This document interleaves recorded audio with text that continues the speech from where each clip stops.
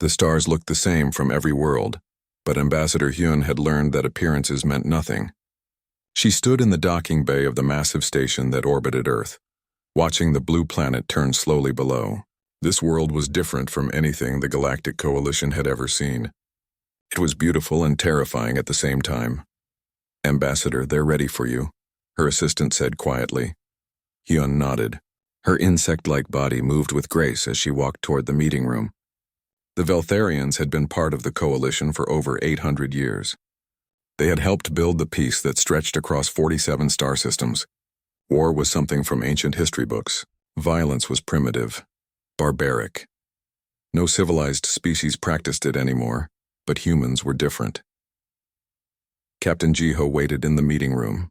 He was tall for a human with dark hair that was starting to turn gray at the sides. His uniform was simple and clean. He smiled when Hyun entered, showing his teeth. The gesture was meant to be friendly, but Hyun found it unsettling. Those teeth looked designed for tearing meat. "Welcome to Earth, Ambassador," Jiho said. "We're honored to have you here." "Thank you, Captain," Hyun replied. Her translator device turned her clicking sounds into human language. "I'm here to assess whether humanity is ready to join the Galactic Coalition." Jiho nodded. "We understand. We've prepared everything you requested. My ship, the Indomitable, is ready to show you how humans live and work in space." Over the next few days, Hyun toured human facilities. She met with their leaders and visited their cities. Everywhere she went, she saw the same disturbing pattern. Humans were obsessed with conflict. Their entertainment was filled with violence. They watched shows about wars and battles. They played games where they pretended to fight each other. Their sports involved physical combat or aggressive competition. Even their children played games about soldiers and warriors. "Why do you consume so much violent content?" Hyun asked Jiho one evening. They were in the observation deck of the Indomitable, watching Earth disappear behind them. Jiho considered the question carefully. "It's part of our history," he said. "For thousands of years, humans fought each other. We had wars that killed millions. We nearly destroyed ourselves several times." He paused. "But we learned. We unified. We chose peace." "Yet you still maintain a military," Hyun pointed out. "Your ships have weapons. Your people train for combat. The Coalition does not do this." "The universe is vast," Jiho said quietly. "We hope for peace, but we prepare for other possibilities." This answer troubled Hyun. She reported her concerns to Commander Daewon, her military advisor who was traveling with her. Daewon was old for a Veltharian, his carapace showing the scars of a life lived long before the Great Peace. "They are warriors pretending to be peaceful," Daewon said. "This makes them dangerous. Or it makes them honest," Hyun replied. "I haven't decided yet." The human crew was friendly but strange. Lieutenant Mina, the tactical officer, was a young woman with quick eyes that seemed to calculate everything. She gave Hyun a tour of the bridge, explaining each station with patience. "This is where I coordinate defensive systems," Mina said, gesturing to her console. "We can track up to 300 targets simultaneously." "Defensive systems?" Hyun asked. "I thought this was a cargo vessel." Mina smiled slightly. "It is. But Captain Jiho believes in being prepared." In engineering, Ensign Taeyang showed them the ship's power systems. He was young and enthusiastic, explaining how the reactors could be rerouted in emergencies. "We can redirect power to shields or weapons in under 3 seconds, Taeyang said proudly. "Why would a cargo ship need weapons?" Commander Daewon asked. Taeyang looked confused by the question. "Pirates? Asteroids? Unknown threats?" He shrugged. "Space is dangerous." The Coalition species had forgotten this. Space had been safe for so long that they'd stopped expecting danger. On the 5th day of their journey, something changed. The Indomitable was heading toward the outer territories when they received a distress signal. It came from New Kyoto, a mining colony on the edge of Coalition space. Jiho's face went pale as he listened to the message. "All stations battle alert. Set course for New Kyoto, maximum speed." "Battle alert?" Hyun said. "Captain, surely you mean emergency protocols?" "No, Ambassador," Jiho said quietly. "I mean battle alert. That signal. Something attacked that colony. The bridge transformed.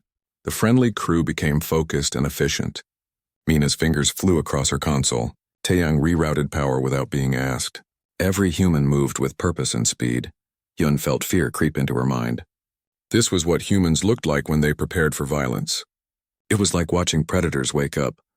"Captain, we should wait for coalition peacekeepers," Daewon said. "They're 3 days away," Ji-ho replied. "We're 6 hours out. If there are survivors, they don't have 3 days." The Indomitable raced through space faster than Hyun thought possible. A coalition vessel appeared on sensors, heading to the same destination. It was a Veltharian ship, sleek and beautiful, designed for diplomacy and light patrol work. When they arrived at New Kyoto, Hyun's breath caught in her throat. The colony was destroyed. Fires burned in the dome structures. Ships floated in pieces among the debris. 12,000 beings had lived there. Now there was only silence and death. What could do this? Hyun whispered. Ji-ho's jaw was tight, scanning for survivors. "Mina, what do you see?" "Multiple ships on the far side of the colony," Mina reported. "Unknown configuration. They're not coalition. The Veltharian vessel is hailing them," Taeyang said. "They're trying to establish communication." Hyun watched the diplomatic ship approach the unknown vessels. This was proper procedure: contact, communicate, understand. These were the foundations of coalition law.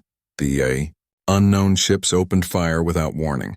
The Veltharian vessel's shields collapsed in seconds. Its hull tore open like paper. Escape pods launched, but half of them were destroyed before they could reach safety.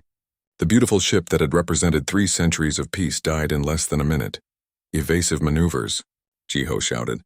"All power to shields. Return fire!" The Indomitable lurched as the unknown ships attacked. But this vessel was different from the Veltharian ship. Panels slid back to reveal hidden weapons. The shields that powered up were military grade, far stronger than any cargo ship should have. Hyun grabbed onto a railing as the ship shook. "You lied about what this ship is." "I never said it was just a cargo ship," Ji-ho said, his voice calm despite the chaos. "I said it was registered as one." "Mina, target their engines. Taeyang, keep those shields up." The battle was fast and brutal. The human crew worked together like parts of a machine. They didn't panic. They didn't freeze. They fought with a skill that came from thousands of hours of practice. After 10 minutes of combat, the unknown ships retreated. The Indomitable was damaged but intact.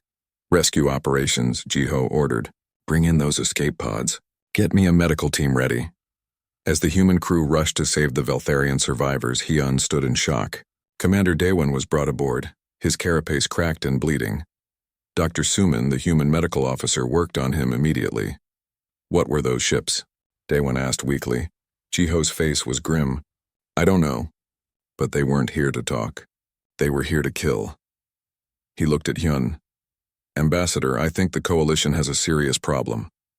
Hyun couldn't speak. She had just watched 300 years of peace doctrine fail completely. The unknown attackers hadn't responded to communication. They hadn't negotiated. They had simply destroyed everything in their path.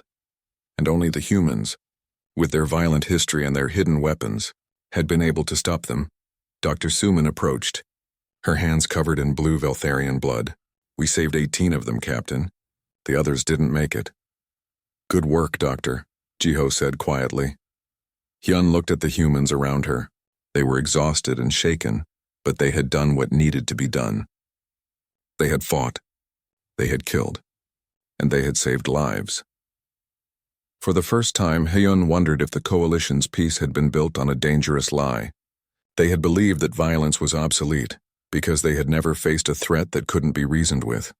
The humans had never believed that lie. They hoped for peace, but they remembered war. And now, Hyun realized with growing horror that memory might be the only thing standing between the coalition and extinction. The Indomitable limped through space toward Coalition Central Station. The ship's hull was scorched and dented from the battle. In the medical bay, Dr. Suman moved between beds, treating wounded Veltharians and her own crew members. Commander Daewon sat up slowly, his cracked carapace wrapped in medical foam. He watched the human doctor work with quiet efficiency. She didn't hesitate or show fear, even though Veltharian biology was completely different from human biology. "How did you know what to do?" Daewon asked her. Suman glanced at him while treating another patient. "I studied xenobiology for 6 years. Then I trained as a combat medic for 2 more. We prepare for situations like this." "Combat medic," Daewon repeated. "The coalition doesn't have combat medics. We have medical personnel. Same thing, Suman said, but Daewon could tell it wasn't. Combat medics expected violence. They trained for it. The coalition medical staff expected routine injuries and illnesses, not war wounds. Ambassador Hyun entered the medical bay. She had been analyzing the data from the battle, and her findings were disturbing. Doctor, I need to speak with you about the attackers. Suman finished bandaging a Veltharian technician and turned to face Hyun. What did you find? Their ships match historical records from 300 years ago, Hyun said quietly. They're Ravagers, a species that nearly destroyed 4 coalition worlds before they disappeared. Everyone thought they were extinct. They're not extinct, Daewon said bitterly. They're very much alive, and they destroyed New Kyoto without trying to communicate at all. Suman's expression darkened. Ravagers. That's what Captain Jiho called them too. He recognized their ship design from our historical databases. We share information with other species. The Coalition gave us access to their archives when we made first contact. Hyun felt a chill run through her. You studied our wars? Our ancient conflicts? We study everything, Suman said. History, biology, culture, military tactics. Humans believe that knowledge prevents repeating mistakes. She paused.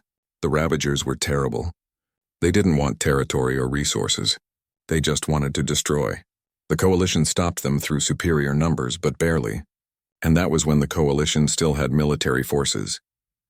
We don't need military forces anymore, Hyun said automatically, but the words felt hollow now.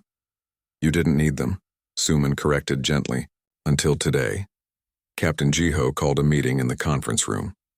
The human officers gathered alongside Ambassador Hyun and Commander Daewon. Lieutenant Mina displayed tactical data on the large screen. Here's what we know, Mina began.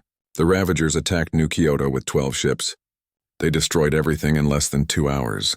No attempts at communication, no demands, just destruction. She changed the display. But New Kyoto wasn't their only target. We've received reports of 3 other colonies going silent in the past week. 3 other colonies? Hyun said, shocked. Why wasn't this reported to the Coalition Council? It was, Jiho said quietly. The Council classified it as communication failures and equipment malfunctions. They sent repair crews. The repair crews never came back, Mina added. The room fell silent. Daewon's mandibles clicked in distress. The Council thought it was technical problems. We don't think about attacks anymore. We've forgotten how, Ensign Taeyang spoke up nervously. Sir, if the Ravagers are moving deeper into Coalition space and they're hitting multiple targets, this isn't a raid. This is an invasion. Jiho nodded slowly. That's my assessment too. And the Coalition isn't ready for it. We have peacekeeping forces, Hyun protested. We have patrol ships. With respect, Ambassador, Mina said. Patrol ships aren't warships. We saw what happened to the Veltharian vessel. It was beautiful and advanced, but it couldn't fight. It wasn't designed to. Fighting is barbaric, Hyun said. But even she could hear the doubt in her own voice. Fighting is sometimes necessary, Jiho replied. I wish it wasn't. But wishing doesn't change reality. They arrived at Coalition Central Station 2 days later. The station was enormous, a city in space where diplomats from 47 worlds lived and worked together. It was a symbol of everything the Coalition had achieved: peace, understanding, unity. But as the Indomitable docked, Hyun saw that symbol differently now. It looked fragile, vulnerable, undefended. The High Council convened within hours. Hyun and Daewon testified about the attack on New Kyoto. They showed video footage of the battle. They presented evidence that the Ravagers had returned. The council members listened in growing horror. These were beings who had never experienced war. Their oldest members might remember stories from their grandparents about the ancient conflicts, but none of them had lived through violence themselves. This is clearly a serious matter, said Elder Yuna, the Veltharian Council leader. We will send diplomatic envoys to establish contact with these Ravagers. There must be some misunderstanding. Captain Jiho stood up from the observer section. With respect, Elder, they don't want to talk. They attacked without warning. They ignored all attempts at communication. Captain Jiho, Yuna said coldly, you are a guest here. The Coalition has maintained peace for 3 centuries through diplomacy. We will not abandon our principles because of one violent incident. It's not one incident, Jiho said firmly. 4 colonies have been destroyed. Thousands are dead. Which is why we must act quickly to establish dialogue, Yuna replied. Violence only creates more violence. This is our fundamental belief. Hyun watched Jiho's face. She saw frustration there, but also something else. Sadness. He wasn't angry at the council's naivety. He was sad for them because he knew what was coming. The council voted to send 3 diplomatic envoys to contact the Ravagers. Captain Jiho requested permission to escort them with human warships, but the request was denied. The council didn't want to appear aggressive. Jiho returned to his ship looking defeated. Mina met him in the corridor. They didn't listen, did they? No, Jiho said. They're sending unarmed diplomatic vessels. Those envoys are going to die, Mina said flatly. I know. Jiho's voice was heavy. But we can't force them to accept our help. All we can do is be ready for when they finally realize the truth. The diplomatic envoys launched 12 hours later. They were elegant ships designed for comfort and communication. They broadcast messages of peace in every known language. They moved slowly and openly, showing they meant no harm. The Ravagers destroyed all 3 ships within 6 hours. The council watched the recordings in stunned silence. There had been no negotiation, no discussion. The Ravagers had simply fired on the diplomatic vessels until nothing remained. This is not possible, Elder Yuna whispered. All sentient species are capable of reason. Not all species value the same things, Commander Daewon said quietly. He had been watching from the observer section. Some species value destruction over survival. The ancient Ravagers were like this. We thought we had civilized them or eliminated them. We were wrong. More reports came in. 2 more colonies had gone silent. Long-range sensors detected a massive Ravager fleet moving deeper into Coalition space. 47 warships heading toward the core worlds where billions lived. The Council finally desperately authorized military action. But they had no military to speak of. Their defense fleet consisted of 70 patrol vessels designed to stop smugglers and respond to accidents. They had light shields and minimal weapons. They had never been in combat. We need time, Elder Yuna said. Time to build defenses. Time to prepare. You don't have time, Captain Jiho said. He stood before the council again, but this time they were listening. The Ravagers will reach the core worlds in 2 weeks. You need warships now. You need trained crews now. You need a military now. We don't have these things, Yuna said helplessly. But we do, Jiho replied. Humanity has 23 warships in range. We have trained crews. We have weapons and tactics. We can help you. The council chamber erupted in argument. Some council members were grateful for the offer. Others were horrified at the idea of letting humans, a species barely out of their own violent age, lead a military force in Coalition space. Commander Daewon stood up. His voice cut through the chaos. I fought alongside humans at New Kyoto. I watched them save my crew when our own ship fell apart at the first sign of real combat. I don't like what they represent. I don't like that they still practice war. But they're offering to save billions of lives. If we refuse because of pride, we're fools. Ambassador Hyun added her voice. The humans are warriors. This frightens us. But right now we need warriors. The alternative is extinction. The vote was close, but it passed. Captain Jiho was given command of a joint defense force. Human warships would be the core, supported by the Coalition's patrol vessels and whatever civilian ships could be modified for combat. After the meeting, Hyun found Jiho preparing to leave. Captain, I must ask you something. Of course, Ambassador. Why are you helping us? Hyun said. Your people barely know us. You owe us nothing. Why risk human lives for the Coalition? Jiho looked at her for a long moment. Because it's the right thing to do. Because we hope that if humanity ever faces extinction, someone will help us too. And because, he paused, because we remember what it's like to face an enemy alone. We know how that feels. We won't let you face this alone. Hyun felt something shift inside her.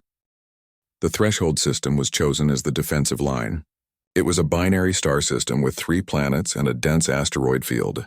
Any fleet trying to reach the Coalition core worlds would have to pass through here. It was the perfect place for a battle, if you knew how to fight. The Coalition didn't know how to fight.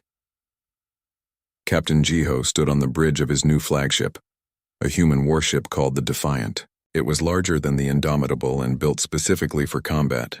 Around him, 22 other human warships formed a tight formation.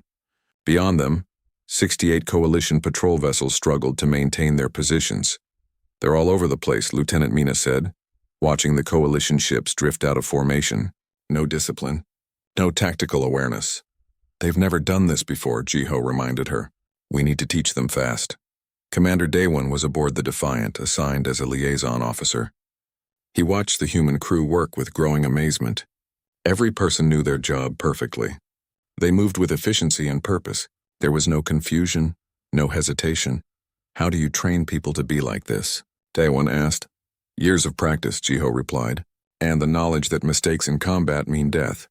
Fear is a good teacher. The Coalition doesn't teach through fear, Daewon said. I know, Jiho said quietly. That's why this is going to be difficult. The training began immediately. Human officers spread across the Coalition fleet, trying to teach 3 centuries of forgotten knowledge in a few days. It went poorly. Sergeant Yuna was assigned to a Veltharian patrol ship. She gathered the crew together and tried to explain basic combat procedures. When the enemy fires on you, you need to move, Yuna said. Don't stay in one place. Make yourself hard to hit, but if we move, our sensors won't be as accurate, a Veltharian technician said. Your sensors don't matter if you're dead, Yuna replied. The Veltharians looked at each other in confusion. They had been taught that accuracy and precision were most important. The idea of sacrificing sensor quality for survival didn't make sense to them. On another ship, Corpsman Dongmin tried to teach Zenthari crew members about damage control. When your ship takes hits, you seal off damaged sections immediately. You don't try to save them, but people might be in those sections, a Zenthari officer said, horrified. I know, Dongmin said gently, but if you don't seal the section, the whole ship dies. You save who you can. It's terrible, but it's necessary. The Zenthari couldn't accept this. In their culture, every life was precious. The idea of deliberately trapping people to save others went against everything they believed. Lieutenant Ara, a young Veltharian officer, was assigned to train on the Defiant. She watched the human crew prepare for battle with growing unease. They checked weapon systems with calm efficiency. They discussed tactics that involved acceptable casualties. They planned for the worst-case scenario in every situation. Don't you feel anything? Ara asked Private Hieri, a human marine she'd been paired with. Feel what? Hieri asked, checking her rifle's ammunition. Fear, sadness, regret. Ara gestured around them.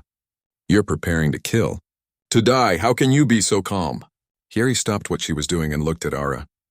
I feel all those things. Every soldier does.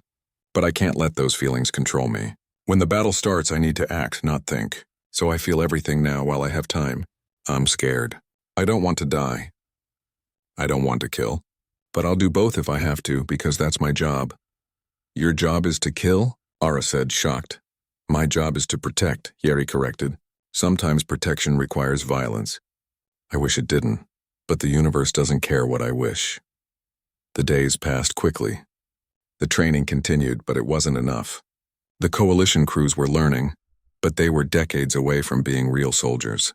They didn't have the instincts. They didn't have the experience. They had lived in peace for so long that violence felt unnatural to them. Dr. Suman worked with the medical teams across the fleet. She was horrified by what she found. Most Coalition ships didn't have proper medical facilities for combat wounds.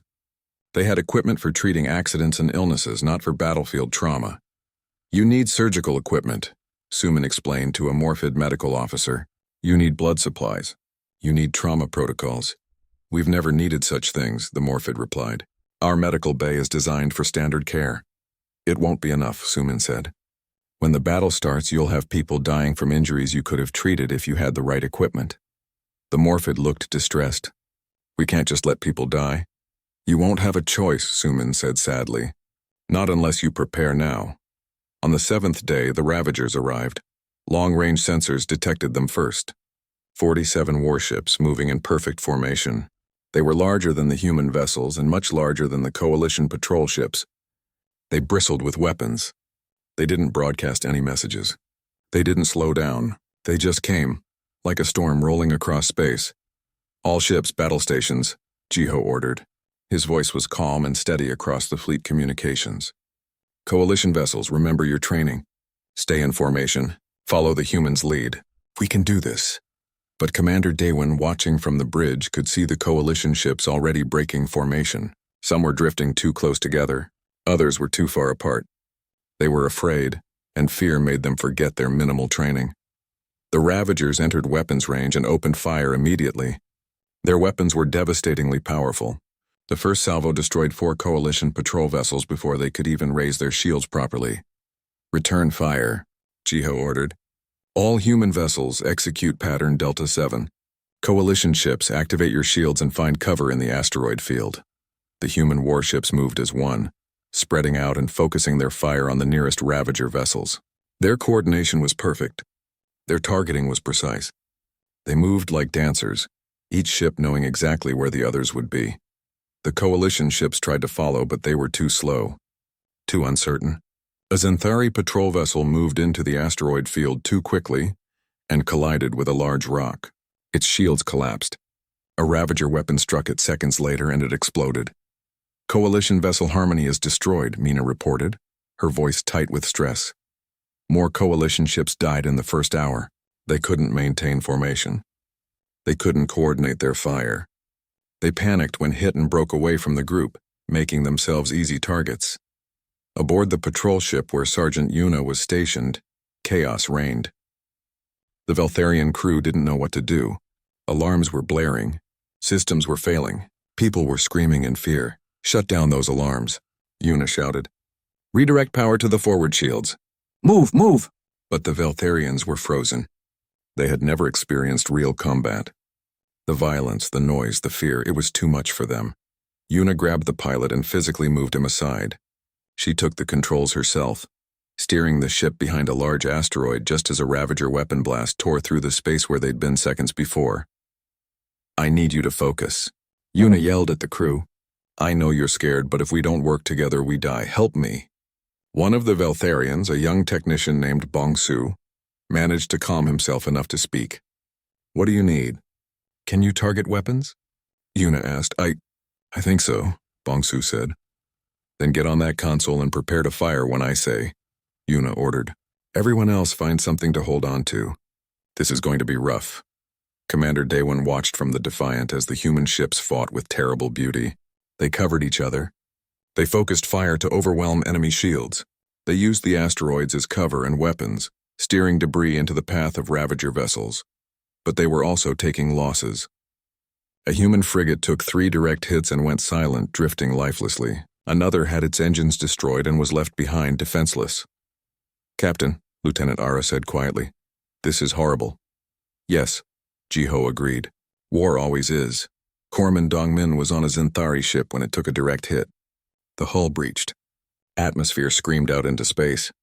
Dongmin's training took over immediately. He sealed his suit, grabbed the nearest Xanthari, and pulled them toward the emergency bulkhead. "Seal the section," Dongmin shouted into his communicator. "Do it now." But the Xanthari crew hesitated. There were still people in the damaged section. They could see them through the blast door, scrambling for safety. "I can't," the Xanthari captain said, horrified. "They're still alive." Dongmin looked at the people trapped in the damaged section. He saw their faces. They knew what was about to happen. One of them, an older Xanthari with gray skin, nodded at Dongmin. "Permission. Understanding. Close it," Dongmin said quietly. The blast door sealed. The trap section decompressed completely, and those inside died in seconds. But the rest of the ship survived. The Xanthari captain collapsed, sobbing. "I killed them. I killed my own crew." "You saved the others," Dongmin said, kneeling beside him. "That's what command means sometimes. You make the terrible choices so others don't have to." The battle raged for 16 hours. It was brutal and exhausting. The Coalition ships that survived learned hard lessons. They learned to move when targeted. They learned to work together. They learned that sometimes saving everyone wasn't possible, and you had to choose who lived and who died. By the time the Ravagers finally retreated, the days after the battle were harder than the battle itself. The survivors floated in the threshold system, surrounded by the wreckage of their victory. Ships were damaged, people were wounded, and everyone was changed. Private Hyeri walked through the makeshift medical bay on the Defiant. Beds lined every available space. Humans, Veltharians, Xanthari, Morphids, all species lay side by side, united by their injuries. She stopped at a bed where Bongsu, the young Veltharian technician, was resting. How are you feeling? Harry asked. Bongsu's carapace was bandaged, but he was alive. Strange, he admitted. I killed someone yesterday. Sergeant Yuna taught me to target the weapons, and I fired. I destroyed a Ravager ship. I killed everyone on board. I know it's hard, Harry said gently. The worst part is that I don't regret it. Bongsu said quietly. They were trying to kill us. If I hadn't fired, they would have destroyed our ship. I saved my crew. But in my entire life, I was taught that killing is always wrong. Now I've done it, and it doesn't feel wrong. It feels necessary. What does that make me? Harry sat down on the edge of his bed. It makes you a person who did what had to be done. The fact that you're asking these questions means you haven't lost your morals. You just learned that morals can be complicated. Is this what humans live with all the time? Bongsu asked. This weight? Every day, Harry confirmed. Every soldier carries it. We train to fight, but we also train to live with what we've done. It's not easy, but it's part of the responsibility. Across the fleet, similar conversations were happening. Coalition personnel who had never experienced violence before were now veterans of war. They had seen death. They had caused death, and they had to learn to live with that knowledge. Commander Daewon found Captain Jiho in the observation deck, staring out at the debris field. The human captain looked exhausted. There were dark circles under his eyes, and his hand shook slightly when he held his coffee cup. You haven't slept, Daewon observed. Can't, Jiho admitted. Every time I close my eyes, I see the ships we lost. The Fortitude took a direct hit to the bridge. Captain Lee was a friend of mine. Her daughter just turned 6. Now I have to write a letter explaining why her mother isn't coming home. The Coalition lost 34 ships, Daewon said. Thousands of people. Their families will also receive letters. I know. Jiho took a sip of his coffee. This is the part of command they don't show in the recruitment videos. The part where you count your victories by how many people you managed to keep alive, not by the battles you won. Daewon was quiet for a moment. The Veltharians used to have warriors long ago. Before the Coalition, we fought wars. We lost people we loved. Then we discovered peace and decided we would never go back to that life. We thought we had evolved beyond violence. But violence didn't evolve beyond you, Jiho said. No, Daewon agreed. We just forgot how to deal with it. When the Ravagers came, we had no idea what to do. You humans. You remembered. Even after decades of peace, you kept your weapons sharp and your soldiers trained. Why? Jiho set down his coffee cup. Because we know what happens when good people have no way to defend themselves. We've seen it in our own history. We've read about it in yours. Peace is precious, but it's also fragile. Someone has to be willing to protect it. Even if protecting it means becoming like those you fight against, Daewon asked. We're not like the Ravagers, Jiho said firmly. The Ravagers destroy for its own sake.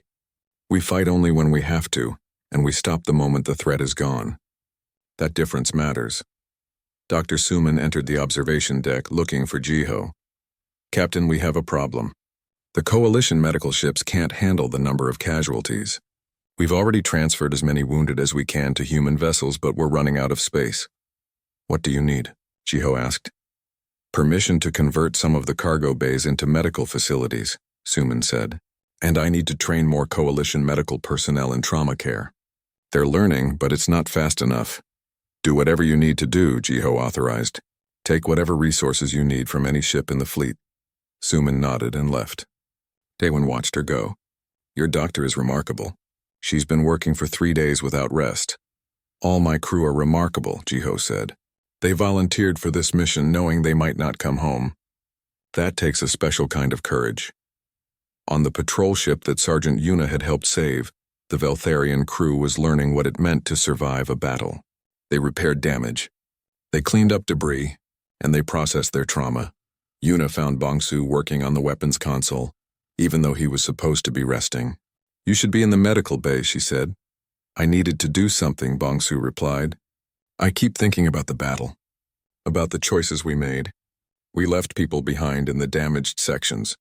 We closed the doors and let them die. I know, Yuna said quietly. That's the hardest lesson of war. Sometimes there are no good choices, only less terrible ones. How do you live with it? Bongsu asked. You remember why you did it, Yuna said. You closed those doors to save the rest of the crew. Those people who died, they knew that. They understood. Their sacrifice meant something. In the coalition, we believe every life is equally valuable, Bongsu said. We don't accept that some must die so others can live. That's a beautiful belief, Yuna said. But the universe doesn't care about our beliefs. Sometimes we have to choose between a terrible outcome and a worse one.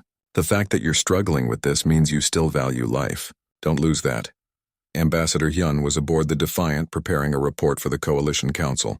She had spent days interviewing survivors, reviewing battle data, and watching the humans work. What she had learned disturbed her deeply. She found Lieutenant Mina in the tactical center, analyzing the battle's progress. "Lieutenant, I need to ask you something."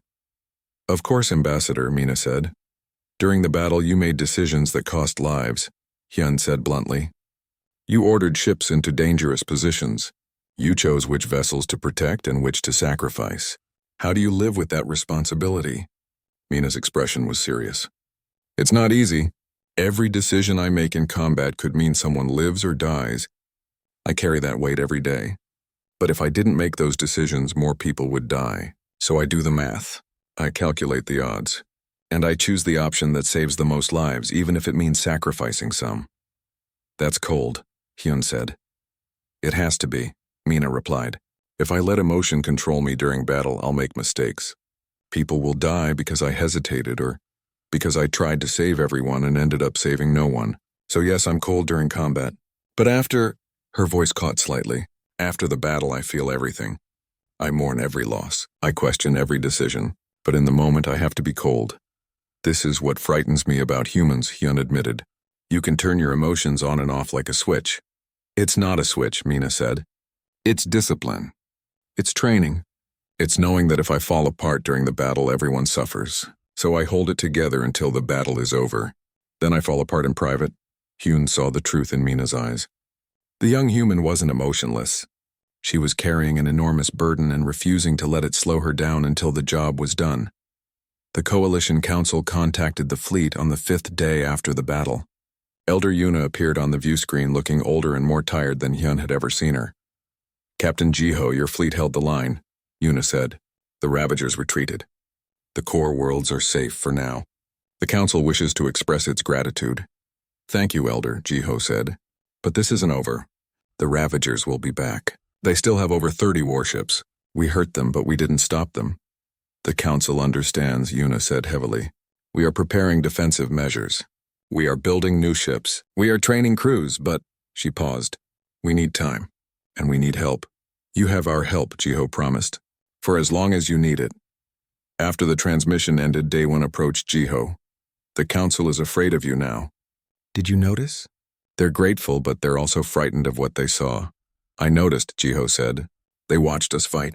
They saw what humans are capable of when we unleash violence. That scares them more than the Ravagers do." "Can you blame them?" Daewon asked. "You showed them the dark truth. Peace only exists because there are people willing to fight for it. The Coalition built their peace on the assumption that violence was obsolete. You proved that assumption wrong." "Not wrong," Jiho corrected. "Just incomplete. Violence is obsolete when everyone agrees to be peaceful. But it only takes one group to break that agreement and suddenly violence matters again. The Coalition forgot that. We never did. Private Hyeri was helping repair one of the damaged patrol ships when Lieutenant Ara found her. The young Veltharian officer had changed since the battle. She moved with more confidence now. Her mandibles were set with determination instead of fear. "I wanted to thank you," Ara said. "You taught me something important during the battle." "What's that?" Hyeri asked. "That fear doesn't have to control me," Ara said. "I was terrified during the fighting. I thought I would freeze or run away. But I remembered what you said. Feel the fear, but act anyway, so I did. I was scared the whole time, but I did my job. That's all anyone can ask," Hyeri said. "Courage isn't the absence of fear." 5 years passed after the Battle of Threshold. The Ravagers never returned in force, their fleet too damaged to risk another major assault. Scattered raids continued, but the Coalition was ready now. They had learned. They had changed. Commander Daewon, now General Daewon, stood in the training facility on Coalition Station. Around him, young recruits from dozens of species practiced combat maneuvers. Veltharians worked alongside humans. Centauri coordinated with Morphids. They moved with purpose and discipline. "Again," Daewon shouted. "Your formations are sloppy. The enemy won't wait for you to get organized. The recruits reformed and tried again. This time, their movements were sharper, more coordinated. They were learning. Sergeant Yuna watched from the observation deck above. She had been promoted to training officer, responsible for teaching the next generation of coalition defenders. Beside her stood Bongsu, who now wore the uniform of a Veltharian tactical officer. They're getting better, Bongsu observed. They are, Yuna agreed, but they still have that hesitation. That moment where they stop and think instead of acting. We need to drill that out of them. Is that possible? Bongsu asked. For species that have never known war, can they really become warriors? They don't need to become warriors, Yuna said. They need to become defenders. There's a difference. Warriors seek conflict, defenders prepare for it but hope it never comes. Like humans, Bongsu said thoughtfully. Exactly like humans, Yuna confirmed. Ambassador Hyun was in the Coalition Council chambers, presenting her final report. 5 years of observation, analysis, and reflection had led her to conclusions that many council members didn't want to hear. The evidence is clear, Hyun said, displaying data on the screens around the chamber. Species that maintain defensive capabilities while choosing peace are more stable than species that eliminate all capacity for violence. The humans are proof of this principle. Elder Yuna, older now but still sharp, spoke from her seat. Are you suggesting we should become like the humans? Maintain standing armies? Train for war? I'm suggesting we should be realistic about the universe, Hyun replied. Peace is a choice, but it's only meaningful if we could choose otherwise. The Coalition's peace was an illusion. We were peaceful because we had forgotten violence existed. The moment a violent threat appeared, we were helpless. Many council members believe we should distance ourselves from human military influence, said a Morphid representative. They fear we are becoming too comfortable with violence. We should fear the opposite, Hyun said firmly. Becoming uncomfortable with necessary defense is what left us vulnerable. The humans didn't make us violent. They showed us that the capacity for violence controlled and directed only toward protection is essential for survival. The debate continued for hours, but Hyun knew the outcome was already decided. The Coalition had changed. They couldn't go back to their old ways no matter how much some members wished they could. Captain Jiho, now Admiral Jiho, commanded the Coalition Defense Force from the new military station called Sentinel. It was humanity's gift to the Coalition, a massive orbital fortress designed to coordinate defense across all Coalition space. Lieutenant Mina, now Commander Mina, was his second in command. Together they had built a true military force from the remnants of the old patrol fleets and the volunteer crews who had survived the Battle of Threshold. Admiral, we have a situation, Mina reported. Ravager scouts have been spotted near the outer rim. How many? Jiho asked. 3 ships. Small. Probably testing our response time. Send a mixed patrol, Jiho ordered. 2 human ships, 3 Coalition vessels. Let's show them that we're all working together now. The patrol launched within minutes. This was the new normal. Joint operations between humans and Coalition species. Coordinated responses. Shared tactics. The Coalition had learned from humans, and humans had learned from the Coalition. Both sides were stronger for it. Dr. Suman ran the Coalition's new medical corps. She had trained thousands of medical personnel in trauma care, battlefield medicine, and emergency response. The days of unequipped medical bays were gone. Every ship now had proper facilities and trained staff. She found Corpsman Dongmin in the main medical center, teaching a class of young Zenthari medical students. The most important thing to remember, Dongmin was saying, is that you can't save everyone. Your job is to save as many as possible. That means making hard choices about who to treat first. It's not about who you like or who seems most sympathetic. It's about who has the best chance of survival with immediate treatment. One of the students raised a tentacle. But isn't every life equally valuable? Absolutely, Dongmin said. But when you have 10 wounded patients and only enough time and supplies to save 5, you have to choose. Do you spend all your resources trying to save the 2 who probably won't make it anyway? Or do you focus on the 5 you can definitely save and accept that the others will die? It's a terrible choice, but not making a choice means everyone dies. Suman listened with satisfaction. Dongmin had become an excellent teacher. The Coalition was learning not just tactics and strategy, but the harsh realities that came with survival. Private Hieri was no longer a private. Lieutenant Hieri commanded a mixed unit of human and coalition Marines. They trained together, fought together, and lived together. The differences between species had become irrelevant. What mattered was competence and trust. Lieutenant Ara served as her second in command. The young Veltharian, who had once been terrified of combat, now moved with quiet confidence. She had seen battle. She had made hard choices. She had survived. Our patrol route takes us through the Nebula sector, Ara said, reviewing the mission briefing. Intelligence suggests Ravager activity in that area. Then we'll be ready, Hieri said. Make sure everyone checks their equipment twice. I don't want any surprises. Understood, Ara said. She paused.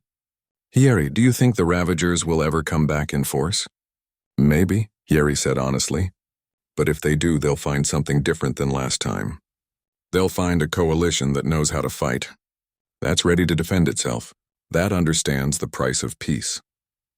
The Coalition Council finally voted on the question that had hung over them for 5 years.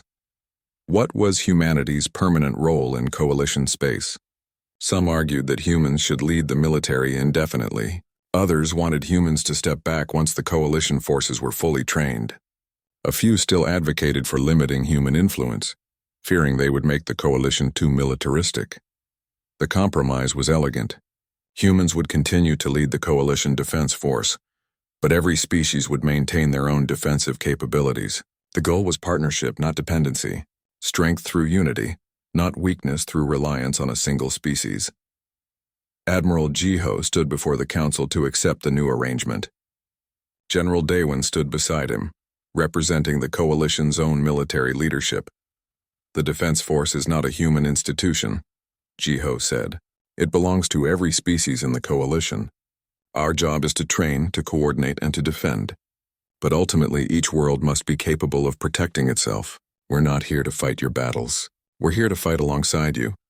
Elder Yuna asked the question many were thinking. What if humanity decides to use its military power for other purposes? What if you turn that strength against us? Jiho met her gaze steadily. That's a fair concern. Here's my answer. Humanity could have taken control of the coalition 5 years ago. You were vulnerable, defenseless, desperate. We could have demanded anything. We didn't. We offered help and asked for nothing in return except the chance to stand beside you. That's who we are. Words are easy, a Morphid representative said. Actions speak louder. Daewon interrupted. He stepped forward. I fought alongside humans at Threshold. I've worked with them every day since. I've seen them at their worst, violent, efficient, deadly. I've also seen them at their best, compassionate, protective, selfless. They are capable of both, and that's exactly why we should trust them. How can we trust species capable of such violence? The Morphid asked. Because they choose not to use it except when necessary, Daewon said. Every day humans make that choice. Every soldier, every officer, every crew member. They train for war while hoping for peace. They maintain weapons while seeking diplomacy. That discipline, that constant choice to restrain their own capacity for violence is what makes them trustworthy. The vote passed. Humanity would remain as permanent partners in coalition defense, but not as overlords. Every species would contribute. Every world would maintain defenses. The burden would be shared. After the meeting, Ambassador Hyun found Daewon in the memorial hall. The names of everyone who died at Threshold were carved into the walls. Human names beside Veltharian names, Centauri names beside Morphid names. United in sacrifice, we've changed, Hyun said quietly. The coalition is not what it was. No, Daewon agreed. We're stronger, more realistic, less naive. But we've lost something too, Hyun said. Our innocence. Our belief that peace was the natural state of the universe. That belief was always false, Daewon said gently. Peace is not natural. It's a choice that requires constant effort and occasional sacrifice. The humans taught us that. The dark truth, Hyun murmured. What? Daewon asked. That's what I called it in my reports. The dark truth.